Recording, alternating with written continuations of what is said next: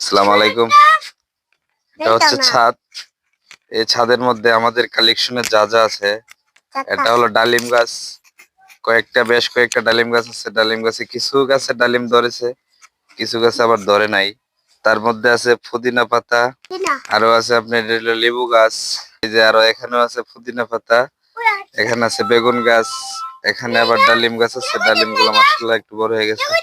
আর এটা হলো আঙ্গুর গাছ। এটা হলো আঙ্গুর গাছ, বাট আঙ্গুর যদিও কম ধরে, দুইটা একটা ধরে, এবার ধরে নাই। যেটা হলো মরিচ গাছ, মোটামুটি কালেকশনে আছে। এটা হচ্ছে আপনার ডালিম গাছ। ডালিম গাছ, এটা হচ্ছে মরিচ গাছ, এটা হচ্ছে মরিচ গাছ, এটা হচ্ছে মরিচ গাছ। এই যে দেখা কি কামটা করছে দেখছো নি, চাইনা কমলাটি সবটি ফেরে লাইছে, সবটি ফেরে লাইছে। আব্দুল্লাহ দেখছো, সবটি চাইনা কমলা ফেরে লাইছে। পিঠাটা দোয়ান লাগেনি বলো তো?